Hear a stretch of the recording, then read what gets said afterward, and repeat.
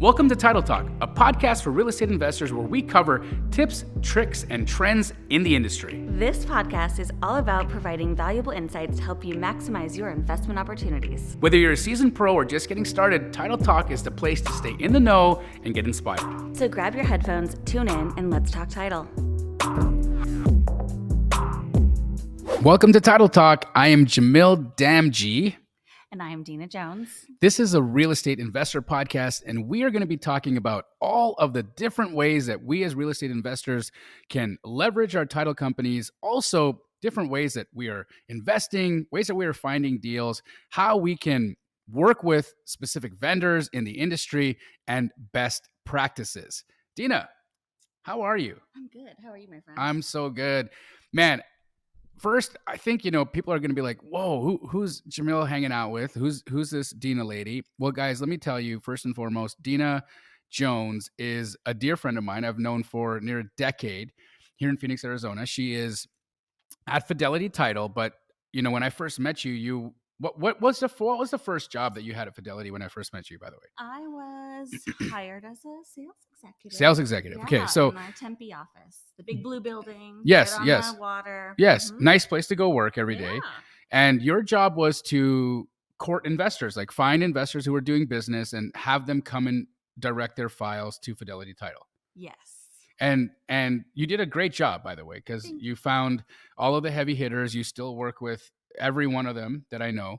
And after many years of me trying every title company, because this is one of the things, right? You go through this learning curve as a real estate investor where you try everybody. And it's interesting, especially in the title world, because, and you're not supposed to talk about this, but you're like, who's going to give me tickets to football games, or who's going to, who's going to have the best investor meet and greets with the open bars. And it's really weird. Like, it's kind of interesting how that all works. I never cared about that. Right. It was because I was like, listen, I can buy my own football tickets. I don't care so much about the open bar, like free dinner kinds of things. I was always just trying to get more out of my title company. And it's not that Fidelity Title doesn't want to give you more. In fact, you guys go above and beyond on the different ways that you'll work with investors. I just had to see what was available. Sometimes you just got to see what else is out there. Yes. Totally fair. And you never know what you have until you sometimes know. Yeah, until you stray and you go and you date them all, and then you're like, oh man, yeah, I think what I had at home was best. But it just fair to say, guys, after near decade of knowing Dena, I have brought all of our business at Keegley back to Fidelity Title. We've been working with them exclusively for the last little while, and it's fantastic. We really enjoy our relationship with Fidelity for a number of reasons, right? You have to be very aware of the different ways that a title company can blow a deal up for you. Mm-hmm. And I want to talk a little bit about that today because I've had this happen to me, right? And a lot of the Astro Flipping community members, for those of you that aren't aware, I run the nation's largest community of wholesalers called Astro Flipping. If you want to know more about it, somewhere in the description, you can click it and learn about it. But as wholesalers, because what we do is we contract property.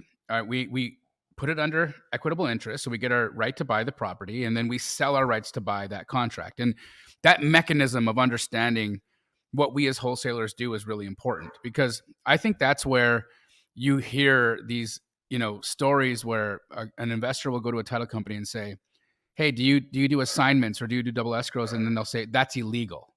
Yeah, I've heard that before. So where does that come from, by the way? Why does a title company ever say, or that's illegal? I don't know why they would say that's illegal, but I can tell you I've heard it before. I remember when I was brand new, we were working with an investor, and it was a brand new investor, and they did this thing that I thought was absolutely crazy. Is they came to the closing with the seller, and they didn't disclose that there was a $50,000 assignment fee on the deal. Mm-hmm. And the seller had no idea, and they were very unhappy. So that's one of those things where they would have probably done a double escrow. Right. Because they didn't feel comfortable disclosing exactly what they had done. Right.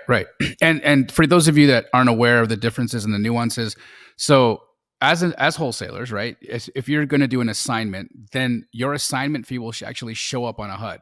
But you can get into things like blind HUDs or seller side HUDs and buyer side HUDs, and that's ways that you can split a HUD where a seller can only see their side of a HUD and a buyer can only see their side of a HUD. There's so many ways to do this business, and there's so many ways to get around having to disclose. I'm of the opinion that disclosures are important, and as wholesalers, we shouldn't really feel weird about what we do as a business. Because you're still offering a solution, always, right, that works for somebody. Always. And that should be okay. Yes. If somebody agrees to sell me their house for X, and then if I'm able to sell that house for X plus 5, well, the plus 5 is my business. Absolutely. Right? The X was your business. Yep. This is where you said you were okay doing a deal. Yes. And that to me is that's business in general, right? If you look at any business model for that matter, there's a wholesale step up, right? You go to look at the burger industry, for instance, right? You don't there's not a farm growing Big Macs. No, not the one I've heard of before. No, there's no farm growing Big Macs. I've never had a Big Mac. You get out of here. Serious. All right, next episode, guys, we're gonna have Big Macs on the. Are you gonna eat one? Are you vegan or something? I've just never eaten meat at all. Seriously, any meat? No meat. Oh, I can't make you eat a Big Mac. That would I'd get canceled for making a. So are you vegetarian or something? I'll eat fish, but yeah, it's just kind of a fun fact. Okay, fun fact. Yeah. What about a filet of fish? No, not really into the McDonald's thing. Sorry for getting sponsored by now. No. It's okay. Wow, I feel different about you all of a sudden. Because a Big Mac is like, it's like comfort food for me. And I know it's like, what was it?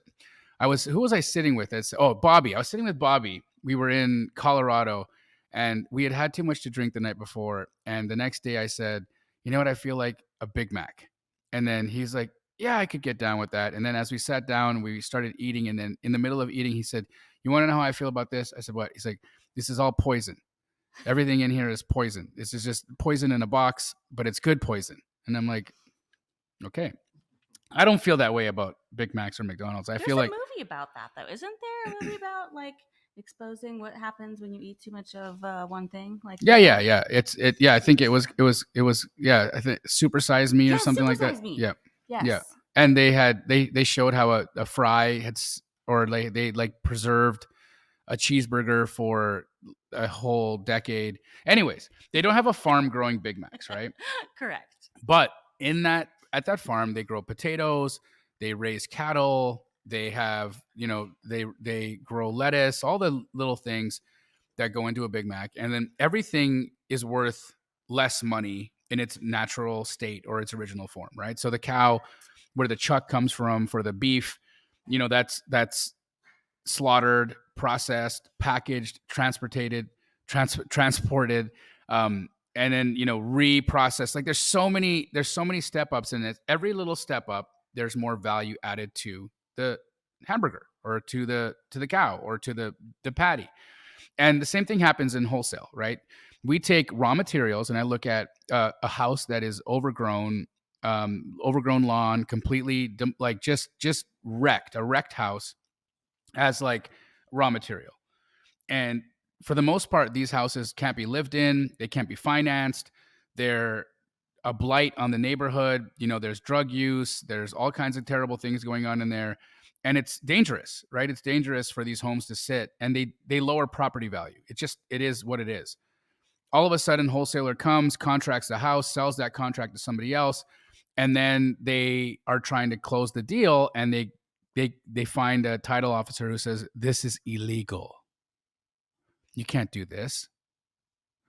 And it's not illegal, guys. It's very legal, and it's very okay. It's business. This happens everywhere. In fact, nationally, publicly traded national home builders wholesale. I've been in a deal with D.R. Horton where they wholesaled a portion of land that I had sold to them, and they were very okay with it. Like they didn't feel like there was anything wrong, and they didn't apologize to me. They didn't even disclose to me that they were going to wholesale it. They just did it. And how did they initially disclose that they were going to do it? Well, their contract said and or assignee. And or assignee is disclosure that you could possibly assign the contract. Yep. That's it. That is the disclosure in itself. And that's on most builder contracts, isn't it? It's on every builder contract. Mm-hmm. And so knowing that, I've learned a lot. I've learned a lot about business, and I learned a lot about how it works. And it's interesting is that when a small guy like Jamil is running around putting houses under contract and selling those contracts, it's like that's a hustler. When a nationally or a publicly traded national home builder does it, it's called business. So I want to kind of demystify this, and because of course, Fidelity Title, you're in the business of title. You're in the business of Yes. helping investors do business, Yes. and there's absolutely nothing wrong with it. As long as everything is done correctly, Yes, that's correct. right? So as a title company, what are some of the transaction types that make you fearful? Well, I think that sometimes the wraps can get a little tricky. I know they're coming back, and that's definitely something that we still can do. It's just everything has to be. Yeah. So for those of you Done that don't know carefully. what she's talking about, wraps are a specific type of sandwich where you just kidding. It's for vegetarians. Like Yes, for people who don't eat Big Macs. Wraps are where you take a property that has or already has a mortgage on it, and or it doesn't even need to have a mortgage on it, or it does have a mortgage on it. Doesn't need to have a mortgage on it. I don't. What do you mean? Does it need to? Yeah, because you're wrapping a new mortgage around an already existing mortgage. There's a current mortgage on Yes. So you're taking a property that's subject to. So if you take a property subject to, and if you want to resell that, you resell it on a wrap. So you wrap around a new mortgage on a property that you've taken over sub to, right? So they're complex, but they're very legal, and they allow for people who couldn't normally qualify on their own to get into a house, right? So Fidelity Title does wraps. Correct. And I don't know if they do them everywhere, but we do them here. Okay. So I can't speak for every other state and every other operation. Yeah. Are there any specific things that investors need to understand when they're trying to sell a property on the wrap? Are there any laws, any like Dodd-Frank things that they need to look at, or things that they need to be concerned about when they're selling a house on a wrap? I think the biggest thing is, if you know that that's the situation that you're in, is to have the conversation with the escrow officer early in the process so that they can kind of walk you down the path of the specifics. And we can even get into some of that with maybe one of your specific deals. Oh, guys, if you have, I'm actually excited about this, because one of the key problems that new investors have is not understanding contracts. So guys, what you're going to hear on this show, and the reason why we're doing this show, is so that we can really just democratize this whole concept of contracts and the different instruments that we use to conduct business. Because I think one of the scariest part about being an investor, a wholesaler, a creative finance investor, is just not knowing what the documents are and what to do with those documents, right? And getting it wrong. Because if you get the document wrong, then you could lose money or you could get sued, right? I've been sued in a wholesale deal before. It's happened. It sucks. And how do you avoid that? How do you protect yourself, and how do you keep yourself in the best situation possible? And part of what your title company's job is to keep you safe, because they need to keep themselves safe, right? Yes. That's the whole purpose of their job, is to remain a third party, which they always will be. But they want to make sure that everything in the transaction is happening according to the contract, right? So their job is to enforce the contract and to make sure that everything that's happening is by the state's laws, and making sure that it's all above board, right? Is there anything else that a title company needs to pay attention to, or is employed to do other than that? I mean, no, technically we're the neutral third party, and they're just following the letter of the contract specifically to execute. And then obviously the title insurance piece is important. Okay, so we have to make sure the deal is insurable. Right. And let's talk a little bit about that, because like title insurance it feels like, here's how I've heard the title insurance described before it. I'm happy that you're here so you can hear this, and if it's rude, you can slap me. So if he's gonna say, "Do I need it?" Well, no, I don't.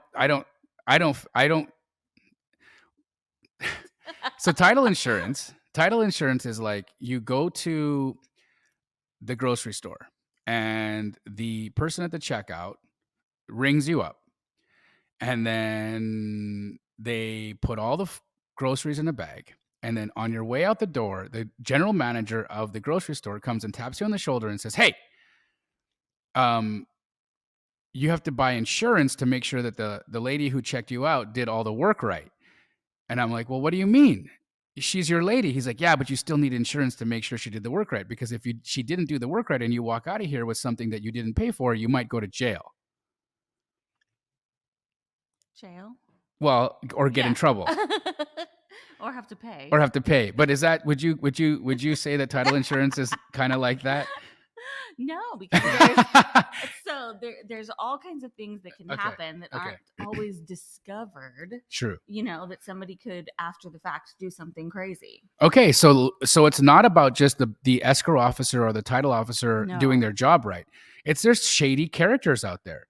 There's people who do crazy stuff. Yeah, you're dealing with one right now. Yes, I'm dealing with one. I've been in the middle of a bunch where I bought a house where I thought I was dealing with a seller who owned the property, and then it turns out they don't own the property, and they sold a property that they didn't own, and then the actual seller the actual owner of the property comes back to town, a year later, and someone's living in it, and they're like, "What the hell happened in my house?"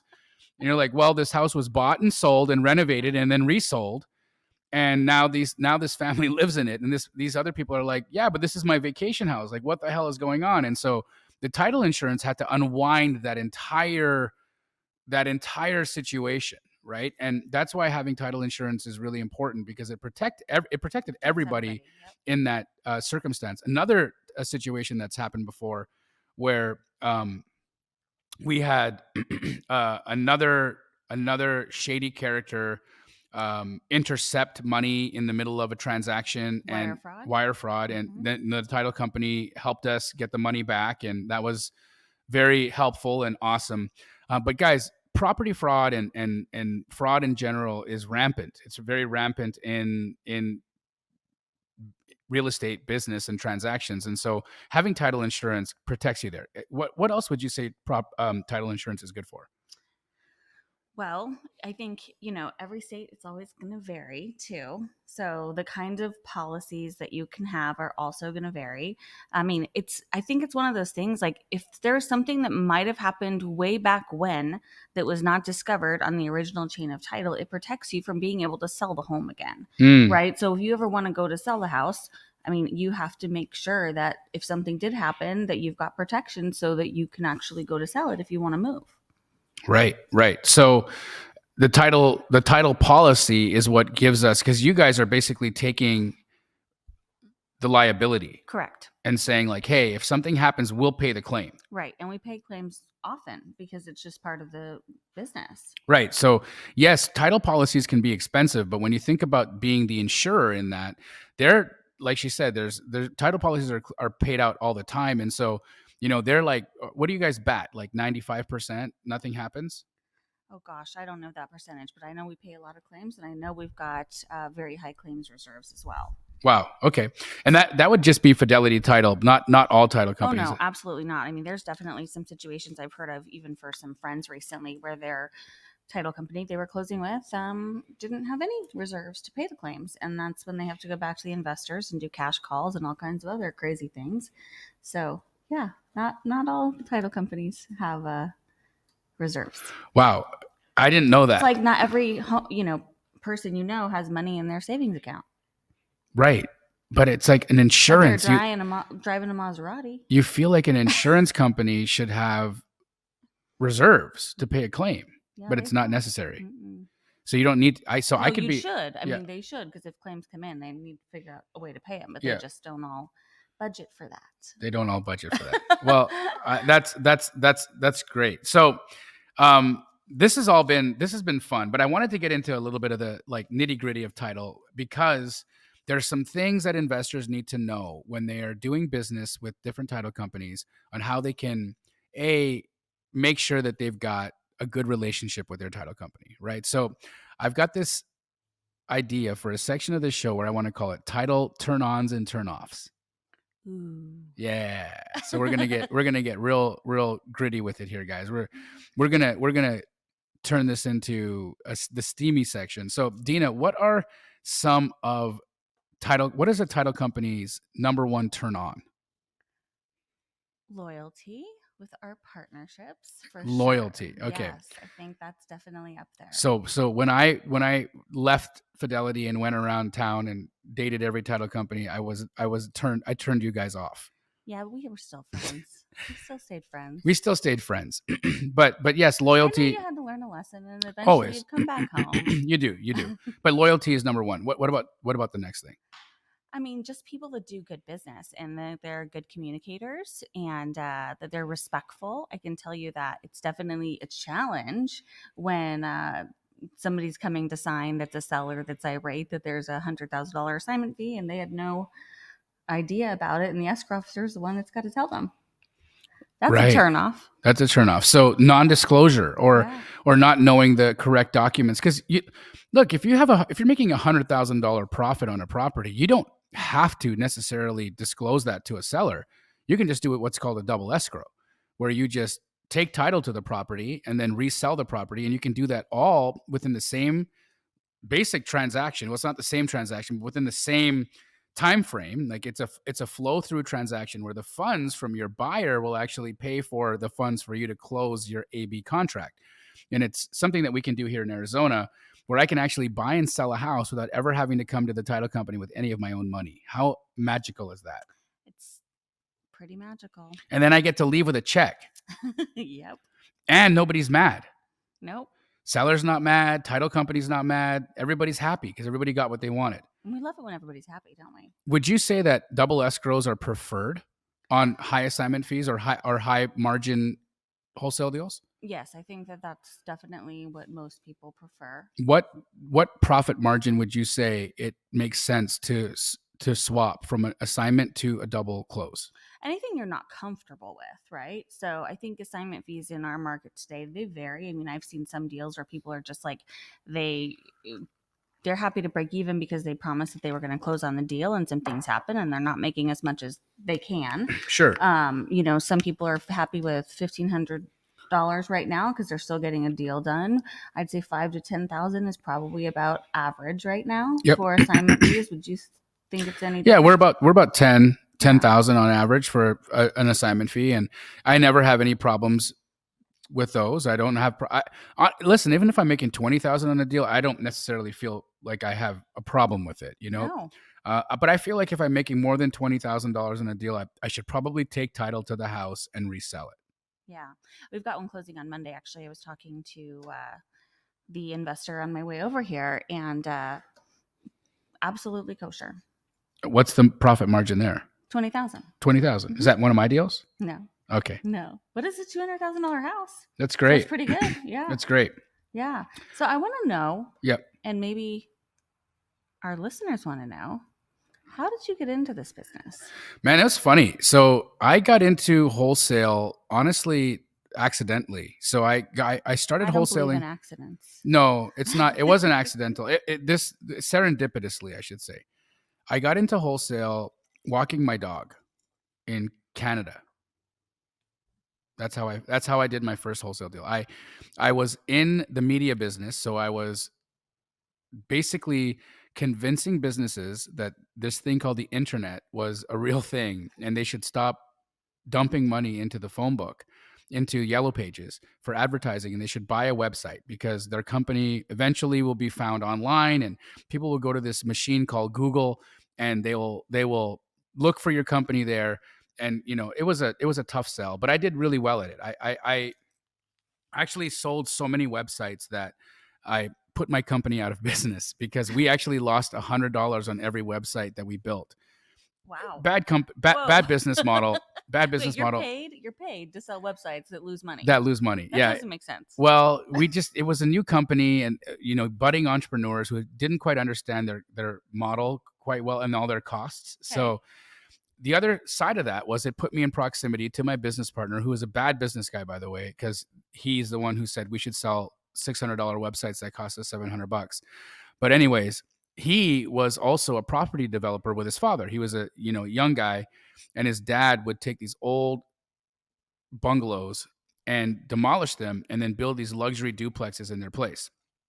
And what they needed to do more of these projects were these 50-foot lots zoned R2 that they could do more projects on. And I'm sitting there listening, and they were talking about making 160 grand on this deal, and I thought, man, if I could only make money like this, it'd be life changing.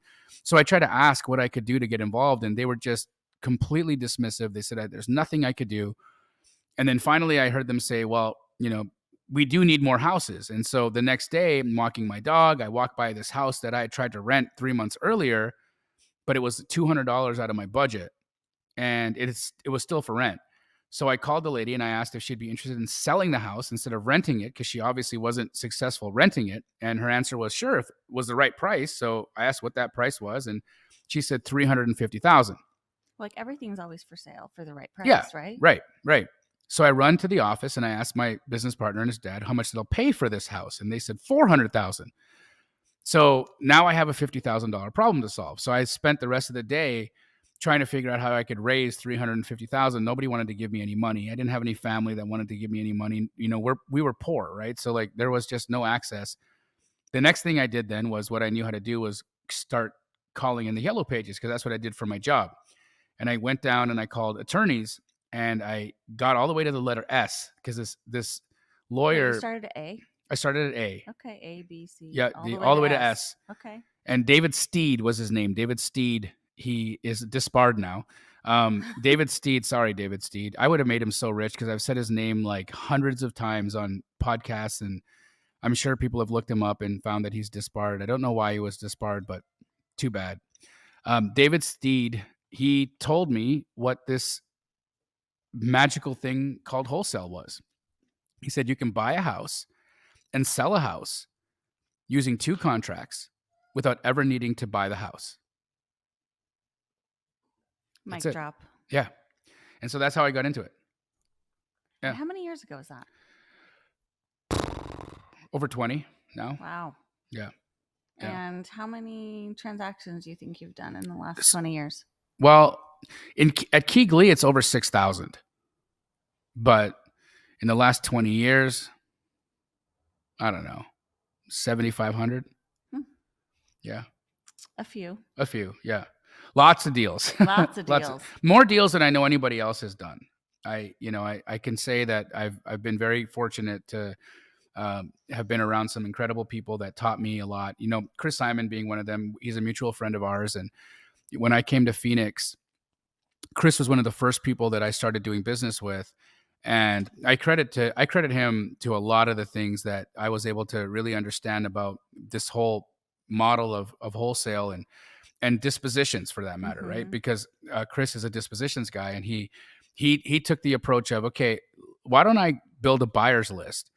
And instead of being the wholesaler that's out there like running around trying to put people under contract, why don't I take care of selling those contracts? Because the fact is that for the most part, a lot of wholesalers, there was this epidemic of wholesaling where people would just go and lock people up in contracts, but then never close.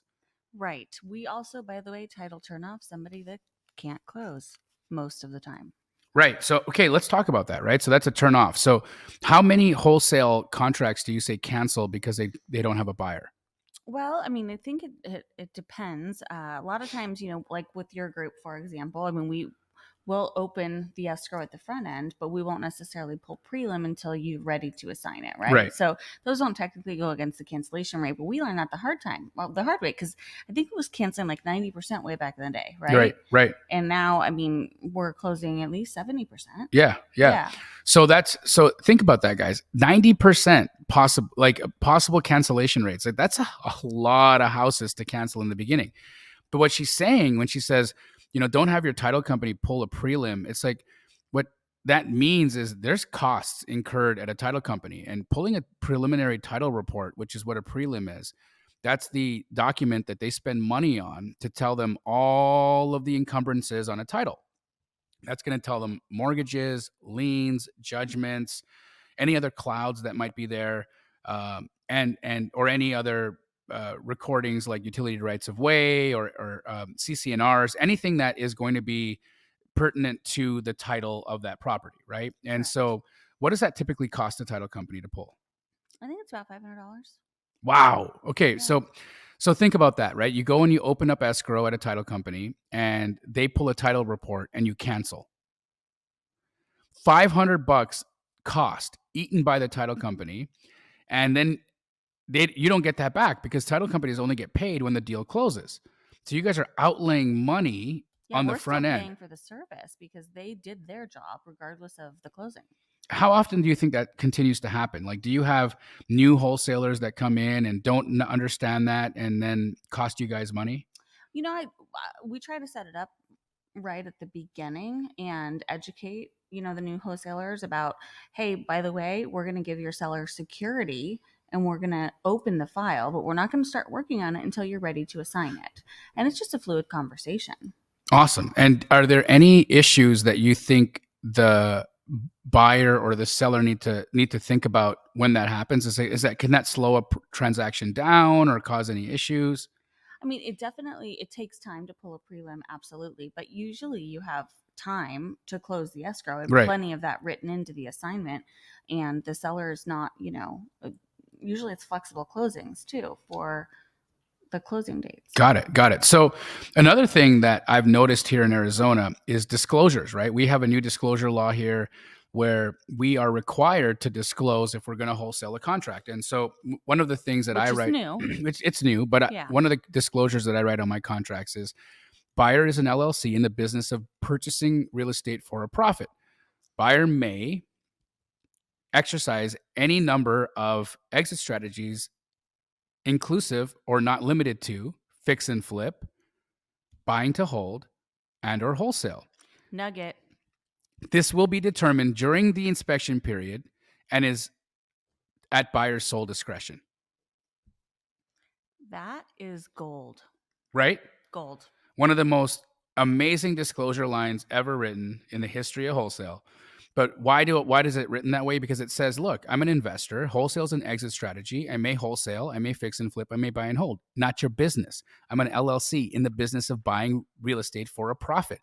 I'm telling you my intention in the contract.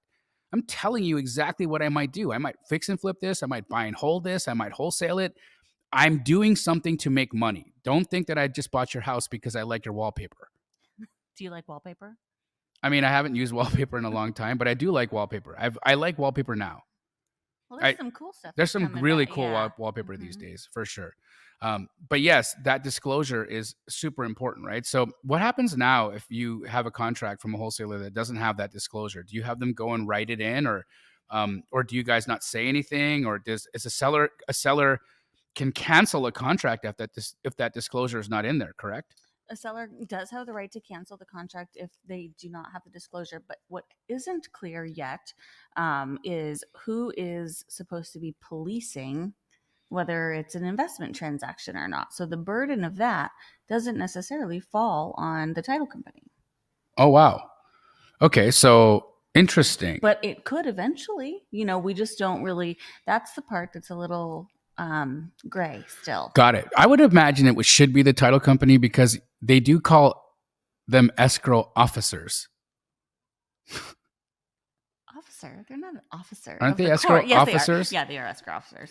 So then they should be policing, right? Well, I don't know because they're not necessarily going to know the intent if it's not disclosed. Can an escrow officer arrest you? No.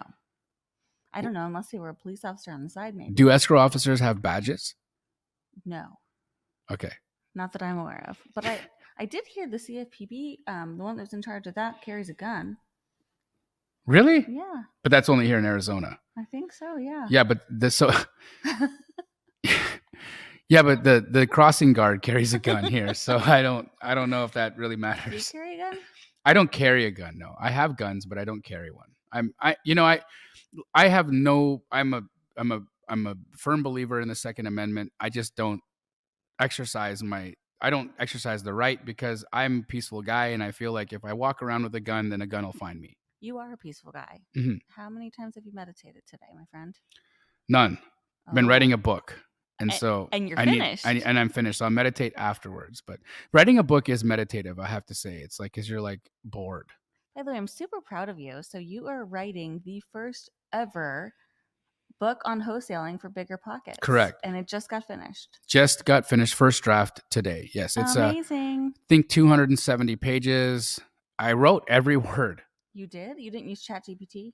I did not use ChatGPT. No, I did have somebody type for me, and I did have somebody help me, like just like as I would spitball sentences, and then we would work through them together. But most times, investors are like people in my position, influencers or whatever you want to call me. We would use ghostwriters. It's a natural. Yes. You know what? I even found out that Robert Kiyosaki didn't write Rich Dad Poor Dad. What? Yeah, someone else did. I know, right? That's shocking. Isn't that shocking? But he got all the credit for it. But no, I did not Robert Kiyosaki this book. I wrote it. Wow. So look out for that. Anyways, no AI. No AI. All right. Yeah, no AI. So okay, so loyalty is something that turns you guys on. Let's talk about title turn offs. What turns you guys off? What makes the title company pissed off? Oh gosh. Well, I think if they need something from a buyer or a seller or an agent or an investor and they just go totally dark, that's pretty challenging. Ghosting. So you get ghosted by a buyer, a seller, an investor. They just stop answering your calls. Yes. What else? Actually, funny story about that. I was talking to somebody yesterday and they had a deal locked up and literally they just can't close it. Seller just won't respond. Do you think that's usually because the seller has sold the house to somebody else?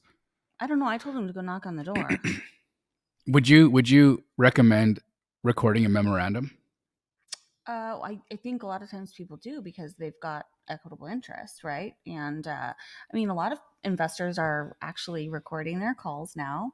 They're using a recorder when they go in the living room and they're talking to the seller. Yeah. I had a meeting earlier today and they got the call at lunch and the seller just decides they don't want to sell anymore for no reason. Well, we know pretty much that somebody came and offered something higher, but they have everything recorded. So the seller is still going to be obligated to close or pay. Right. Wow. And that's just greed. That's just greed getting in the way of a contract.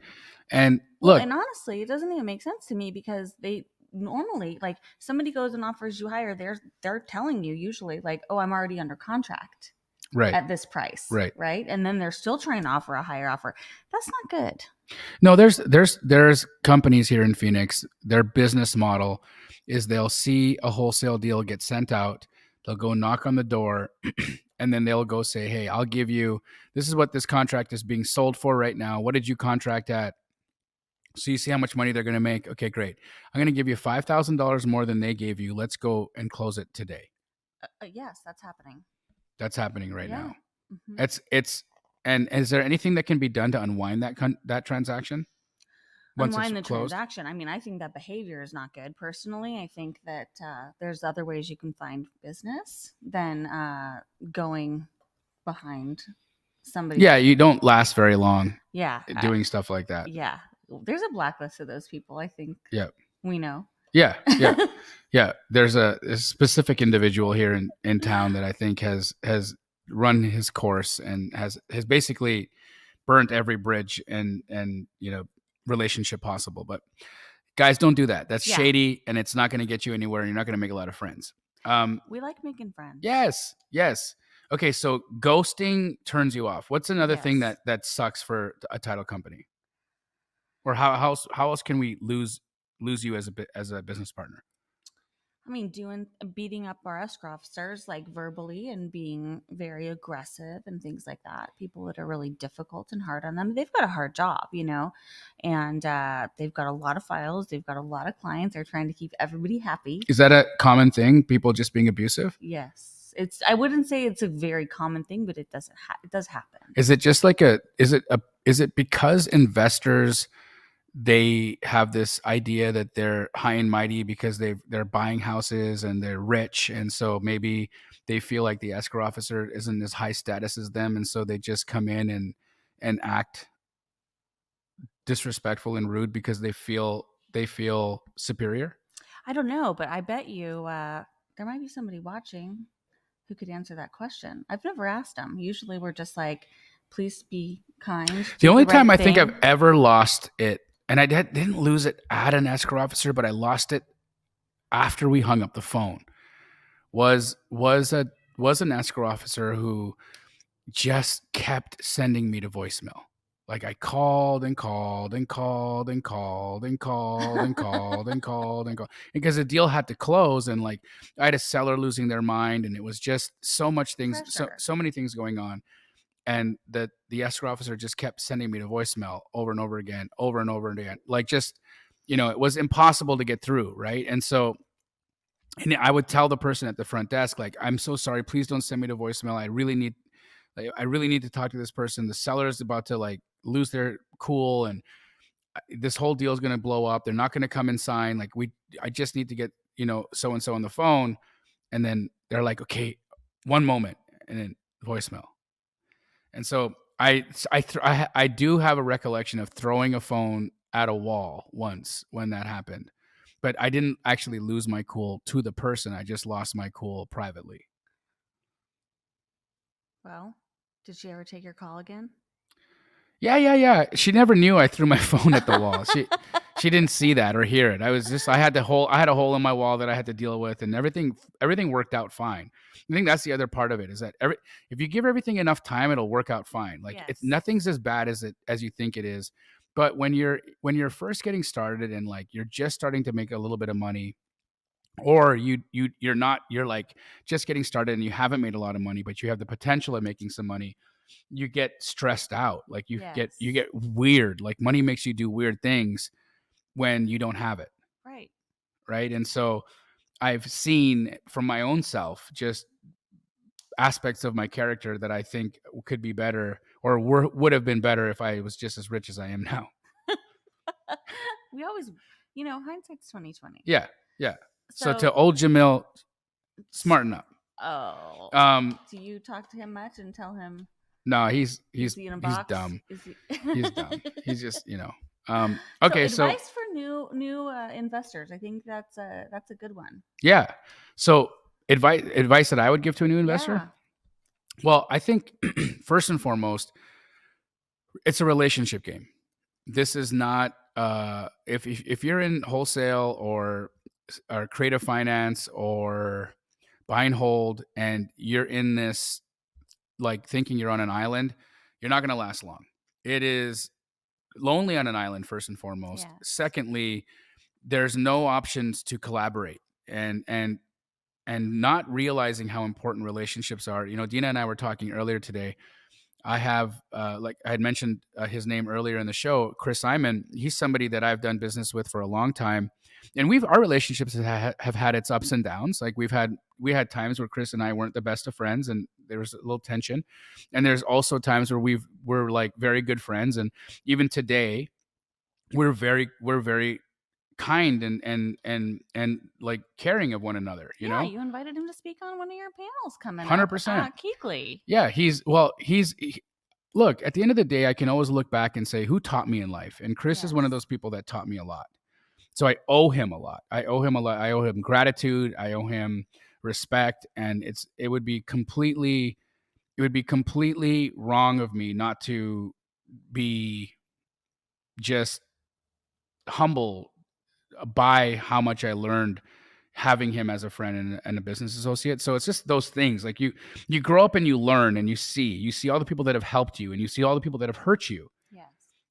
And the ones that have helped you, you love. And even the ones that have hurt me, I love. You have to say thank you, because to all of them. You learn. Mm-hmm. You learn from that. Yep. Remember when we did the Randy rally? Yeah. That was pretty fun. Randy Guzman. Yeah. Man, what a guy. Oh, yeah. Randy rally. I still can't believe he's gone.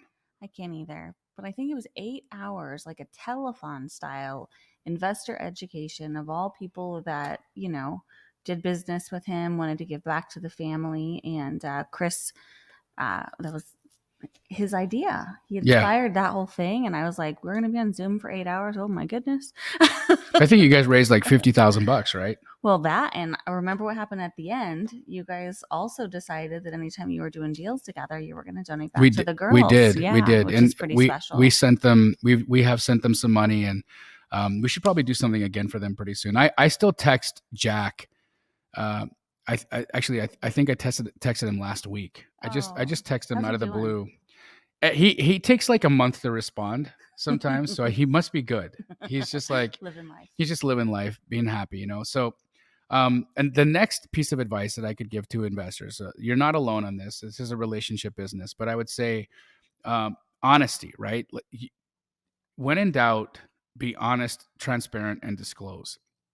We are being told and taught, and oftentimes we create stories in our mind that makes us feel like business is wrong, that making money isn't appropriate, or that we should hide it.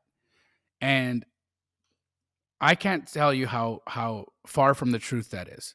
I've done deals with sellers where they've known I've made a substantial amount of money on the property, and I've been congratulated and cheered for it. I've been told, you are awesome and good job. Meanwhile, I could have been shady, and I could have not said, that I'm intending to make money, or that I'm trying to create business here, and I could have had people angry at me. Right. And so I think just err on the side of transparency, err on the side of honesty. Now, again, I'm not sitting here telling you that you've got to say to everybody, I'm going to wholesale every house. Because at the same time, as a real estate investor, you should have multiple tools in your tool belt, right? Don't be a one-trick pony. Don't just be, I'm only a wholesaler. I'm a majority wholesaler. Okay, but I still fix and flip. I have a television show on A&E, fixing and flipping. I, of course, fix and flip. I buy and hold. I just bought a house down the road that I'm holding for Airbnb. Or in case she kicks me out and I got to go stay in there. She's not gonna do never. That. But so I have rentals. I've got flips. I've got wholesales. I have all of it, right? But I'm majority wholesale. It's not anybody's business for me to say I'm going to wholesale this house. I just disclosed that I could do one of these three things, and one of these three things might happen in the course of this contract. And doesn't that make you feel like you can go to bed at night and sleep peacefully because you did the right thing? Always. Yeah. Always. This business is not about ripping off grandma. This business is about helping grandma get as much money as possible for her house in its current condition. And I think this is the last piece that I want to offer to wholesalers and people in this business in general. We don't steal equity. Okay, getting a deal isn't stealing equity. Getting a deal is finding an opportunity to add or find potential. Now, as wholesalers, what do? We put properties under contract that are in original or distressed condition that have an opportunity to force appreciation. So there's a potential gap there. I never feel like I'm taking my equity from a seller. I take my equity from the future buyer or from their future profit margin, right? Because right now the house is worth what it's worth in its current condition, as is cash X number of dollars. I'm going to give you the 100% of value in its current state. Now, I'm going to curate that and package it and go take it to somebody else who's going to be able to see the potential that's there. And I'm going to take a portion of their profit for myself. That seems fair to me. That's how I view wholesaling. I see it as, I'm not taking profit from or equity from a seller. I'm taking it from a future buyer or from a future seller. Somebody that is going to do a project, go vertical with it, and make money on it. So I would say that as a wholesaler, understand that, know that, right? We're not going, see this house where I live in? You're never going to buy this house wholesale. It's not going to happen, right? This isn't a wholesale deal. But across the road, they just knocked down a wholesale house. Really? Yeah. It's got a fence around it. They just knocked it down. So that's a wholesale deal. This house, not a wholesale. I bought this house from a wholesaler. This piece of land, this house when I bought it, I paid a $75,000 wholesale fee on this house. Was it worth every penny? Every flippin' penny. See? I love it. You can't get a half acre in this part of town very easily. So, for me, it was worth it, right? Again, every buyer is going to have their threshold. And did I kind of feel weird when I sat down at the closing table and I saw the $75,000 assignment fee? Probably not. A bit of me, I have to be honest, a bit of me was like, ugh. But then I thought, yeah, I'm a big boy. First, second, the use I'm going to have with this house is way better than what I'm paying on an assignment fee, and I happily paid it. All right, so I got a piece of advice for the newbies. Yeah, get a mentor. I mean, I think that's one of the most important things you can do in this business, especially when you're new. Is find your tribe. I agree. I agree. And you know, guys, I don't think she's just saying that to say, you know, sign up with me and Astro Flipping, because there's so many people out there. There's so many good mentors out there. Chris Simon, for instance, he has a mentorship. You could reach out to him. Pace Morby, one of my best friends, he's a phenomenal mentor. I also coach, and I think I do a pretty dang good job of it. But I would But it's agree. important. I mean, I talked to somebody yesterday and they were like, we don't even know how to write a contract. I'm like, wow, like I I'm so glad you called me. And I can definitely connect you. But you need people that have done it before you, so you don't end up making the same mistakes that somebody else has learned from. Yeah. Is that something that a title company will do, is like walk you through how to write the contracts? Is that par for the course though for a title officer, or No, I think for me, I mean that exactly what I did is I recommended, your mentorship program, and cool. I said, there's some people that are very experienced in the community, and find somebody that's done at least 10 deals once you get in there, and buddy up and JV some stuff together. That's great. That's a great idea. I appreciate that. Thank you. I want to move on to Uh-oh. an interesting section we're going to call title traps. And I think this is an important section because this is where you can get stuck in a deal and lose some money. All right. So one of the title traps that I know of right now is the mutual cancellation clause. So a contract that says that both buyer and seller have to agree to a cancellation in order for the earnest money to be refunded to the buyer. Now, That's kind of difficult. it's very difficult because if you have a seller who's mad that you canceled, they're not going to sign the cancellation. They're not going to sign that. And now all of a sudden you have to go through arbitration to get your money back. Or if you're a seller and you just decide all of a sudden you don't want to sell, but the buyer's already packed up and moving in. Right. Same thing. Right. So mutual cancellation is terrible. I think. I don't think that it makes sense. How do you avoid that? What is there a way? Can somebody talk to their title company before they go get a contract executed and put in verbiage in a contract that strikes that or changes it? Well, I think you can put anything you want in a contract if everybody agrees to it. Got it. So, Right? so would you say that one of the best things that somebody can do is, if you want a contract to be read or enforced a certain way, to go to your title company prior and Tell them what you're afraid of and ask them how to write, the addendum, and make sure that everybody agrees to it. I mean, that's just like, even on a traditional residential deal, you'd have to be dealing with that. Awesome. Yeah. Now, last piece. Uh-oh. Okay. This is something, because I do a lot Sometimes of JVs. he looks at me and I'm a little scared. Anybody else get that vibe? the What's next? Well, I'm trying to understand how we can make sure that we have control of title. Because for me, I love that I do a lot of JVs, right? Yes, you do. And so I don't get to direct title all the time because the acquisition wholesaler who has the deal under contract, excuse me, they directed. Wow. Uh-oh. Sorry, guys. Want some water? Yeah, I get some water. The original acquisition wholesaler that opened up the original escrow, they directed title. What are some tricks that you know of to help somebody direct title?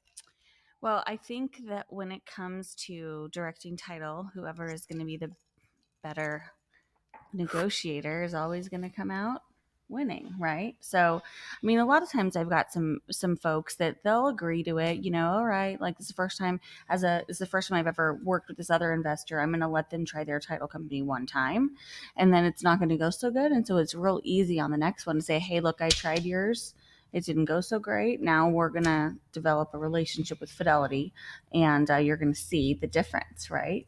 But I think just open communication, I think talking about how great the experience is with investor transactions with our escrow officers. I mean, I've got a guy I had lunch with the other day, and he said, I've worked with Alicia for Alicia Moore? Yes.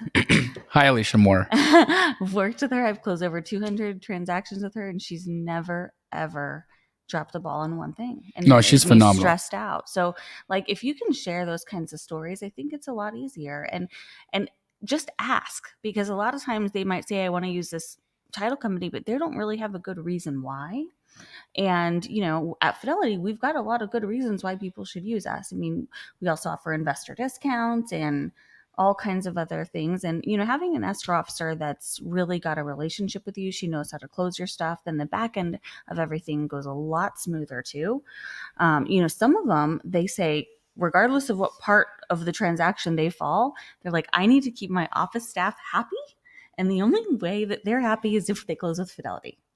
They've got a great relationship, and that's an important relationship. I just realized that fidelity is a synonym for loyalty. Yes, it is. And that's a title turn on. Isn't that strange? That is strange. Yeah, did you realize that? I didn't. Yeah. So, all right. Well, what do you offer? I mean, what do you tell your team? Because I know that your team does fight for us. Yeah, we do. We typically just say, look, we've done a lot of these transactions, and you've chosen a title company that is going to give us a lot of hardship and make this deal super hard. It would be a lot easier on all of us if we just did an addendum and move title over to Fidelity Title so that we don't run into any problems with our seller. We don't run into any problems with our buyers. Everything will get done the way it's supposed to get done and on time. And I would say we have a 70% hit rate on people just saying, sure, if you feel that confident about your title company, it doesn't really matter to me. So it's really just about saying it and actually expressing your reasons why, and not just like ignoring and just going with the flow, because you don't really need to go with the flow. Correct. Most of the time they're not going to fight you if you're passionate about your reasoning. Well, yeah, you have to have a real reason, right? And I think that's where it becomes something that you actually can passionately fight for. Is like the real reason is I did a deal with the title company that you've got on the contract right now, and let me show you all the ways it blew up, right? Yeah. And there's nothing worse than working all that time. You say you're an acquisition wholesaler, buying a list, skip tracing a list, cold calling, following up, finally negotiating, contracting. You get all that work done, and then all of a sudden your title company screws the deal up for you.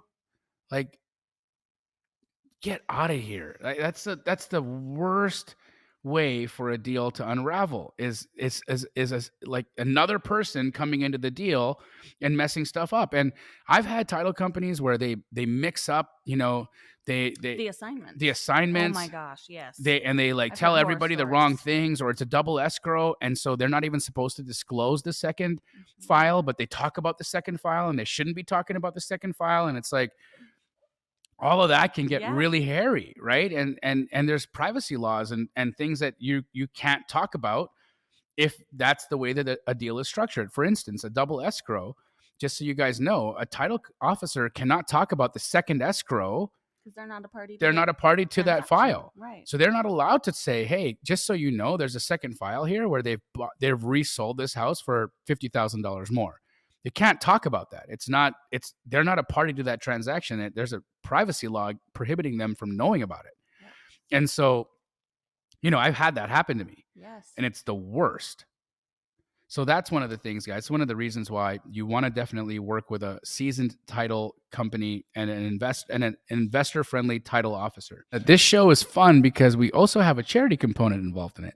Yes, we do. We're helping you guys make money, and then we want to help you figure out great ways to give some of it back. So why is charity important to you? Charity is important to me. I grew up without a lot of money, a lot of stuff, and I was always kind of just told that no matter how much you have something to give. And that's just kind of been instilled in me throughout my life. And I think that a lot of times you can give back to people, and it ends up really helping you too. And I think legacy is important. Amazing. What's one of your favorite charities? One of my favorite charities, I have so many. One of my favorite charities is a local one called the Care Fund. And we pay rent and mortgages for families who have critically ill children, so they don't have to think about whether or not they should be in their in the hospital with their kiddo while they're sick, or worrying about their rent or mortgage. So it takes social services a few months before it can kick in and offer any kind of benefit. And we literally help people stay in their homes during that time that's really, really difficult. And what's really special is during that time, your medical bills are stacking up. Everybody's telling you got a bunch of money you got to pay back. And this is like the only thing that comes in, and it's just truly a gift that they don't have to pay back. And it does give people a lot of hope during a pretty hopeless time. Wow. Guys, if you have a charity that you are passionate about, that you want us to highlight or feature, leave us a comment in the comment section and tell us what that charity is called and tell us why you're passionate about that charity. For me, one of my favorite charities here in Arizona is Feed My Starving Children. Oh, I love It's a great volunteering one. there. We get to go and volunteer. My whole staff will go together as a group. It's a competition. And it's a competition. We're like racing to fill more bags, and Yes. it's just like a lot of fun. And we all get to like, high five and also put together care packages for families that are without. And it's just it's a good time. It's also a good cause. And so, for me, I grew up without a lot as well, and we were never charity cases, but I always felt like we should have been. So, it's always good to be able to give back. So, guys, we would love for you guys to help share that message and tell us what your favorite charity is in the comment.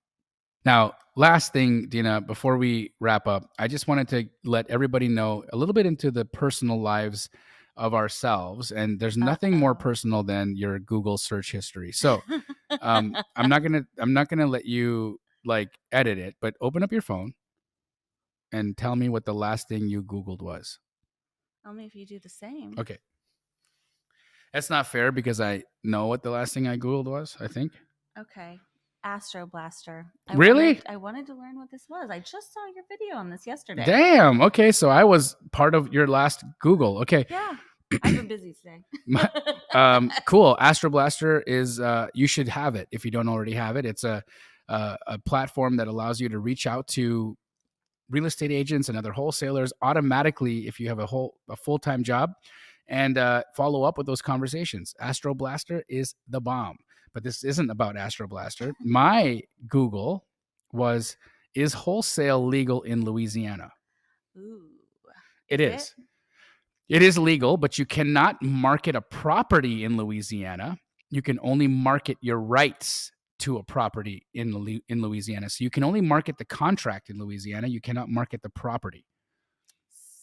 Similar to like you to blasting Utah.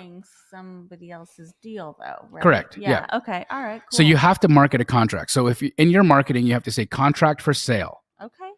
And that has to be very expressly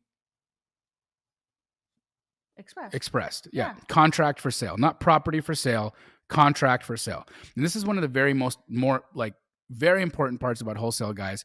We do not sell property. We're not brokers. We're not real estate agents. We are selling our contractual rights or position in a contract to another investor for a fee. That's it. Now, we're going to be bringing in title officers from around the country. So, next episode, we're going to be bringing. I think we should tell them that we're going to make them show us their Google. Well, we don't have to tell the title officer that. We just don't tell the title officer to watch an episode of this. How's that? Okay, that's perfect. Okay, so what we're going to be doing every episode, guys, we're going to bring another title officer from a different state, and we're going to ask them questions about the contracts in their state and any laws that may be specific or pertinent to that state. So you're going to want to tune in because many of you guys are virtually wholesaling, and many of you guys are asking questions, where is the best place for me to wholesale? That's why this show is here. This show is for investors, made by an investor and a very, very important person in the title industry. And also, guys, make sure that you're using Fidelity National Title for all of your title work. Now, if people want to find out if they have an investor-friendly title office where they are right now, how do they get a hold of you? They are, I think that we're going to put all that info in the video. Okay. But you can just email me too. That's pretty easy. TitleTalk@fnf.com. TitleTalk@fnf.com. If you want a title company in your local area that's investor friendly, email TitleTalk@fnf.com. And it's super easy to remember because you're listening to Title Talk. Title Talk! Dena, is so fun. We crushed it. We'll be doing this every other Thursday, guys. So make sure you tune in again. And we're going to be doing this live next time. So we want to hear all of your comments. And again, leave us a comment. Let us know all the fun stuff. And we'll see you again in a couple Thursdays.